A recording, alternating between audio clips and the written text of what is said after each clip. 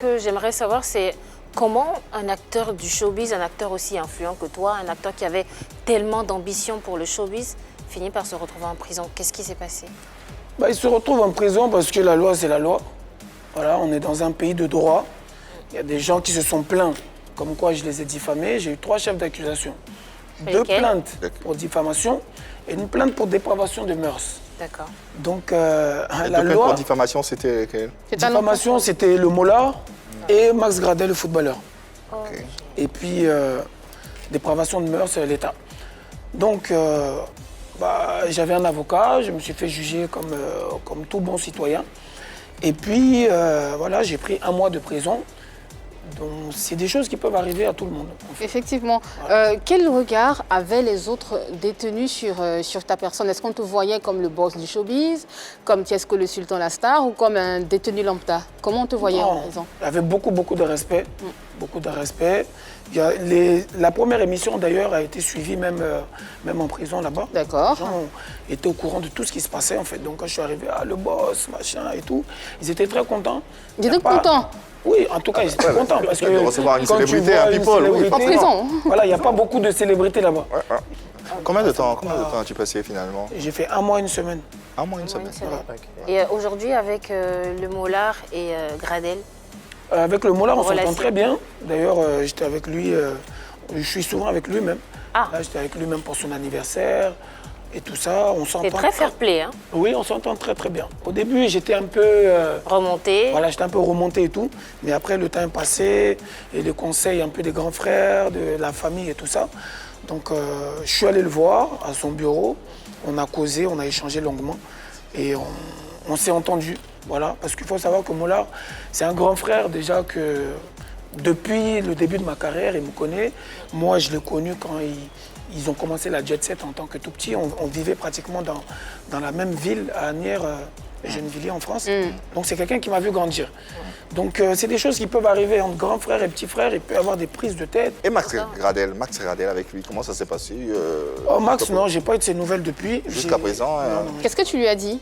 Non, ça, je vais pas rentrer dedans parce que ça m'intéresse pas vraiment. Mais Max, c'était un ami en tout cas. Voilà, depuis le début de sa carrière, j'étais avec lui. Et ce qui s'est passé entre nous, apparemment, ça n'a pas plu à sa famille. Donc c'est plus sa famille qui était remontée contre toi. Voilà, en tout cas, heureusement tout va bien aujourd'hui. C'est derrière toi, tu es sorti, tu es là sur ce plateau parmi nous. Est-ce que ta réintégration n'a pas été trop difficile? Non, pas du tout. Moi, je suis quelqu'un qui est rapide, on va dire, dans les choses. Tu vois, j'ai pas le temps de pleurnicher, de savoir ce qui va pas. Dès que je suis sorti de prison, j'ai fait un son. J'ai fait le son, Résurrection, il est sorti.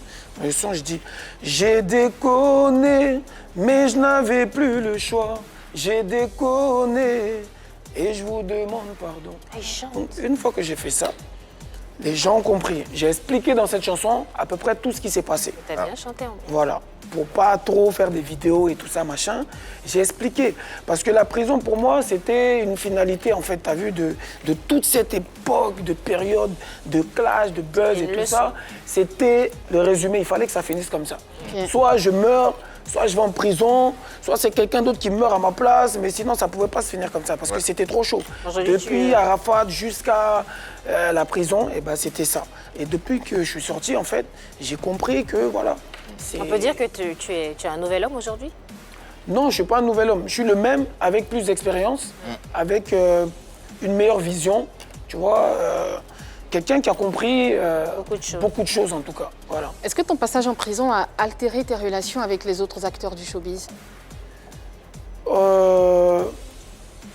Pareil, je dirais oui et non. Oui et non. Tu vois, il y en a qui se sont plus rapprochés et il y en a... Qui se sont éloignés. Voilà, qui se sont éloignés. Et tes fans, comment est-ce qu'ils te voient maintenant? Bon, mes fans, en tout cas les vrais fanatiques sont toujours là. Ils m'ont toujours soutenu. Voilà, toujours des milliers de messages et de soutien. Après, c'est vrai qu'il y en a, les plus sensibles ont été un peu heurtés. Voilà, ils ne s'attendaient pas à ce que, voilà, Tiesco fasse des vidéos avec des filles, Tiesco fasse ça. Mais moi, ce que je leur dis, c'est que moi, mon but, c'est pas de leur plaire. Voilà. Moi, mon but, c'est de vivre ma vie, c'est de vivre ma carrière. Moi, je suis un artiste plein, engagé. Je suis pas là pour plaire à qui que ce soit. Je chante, je fais ce que j'ai à faire, je vis ma vie, en fait. Maintenant, si ça te plaît, tant mieux. Si ça te plaît pas, tu laisses.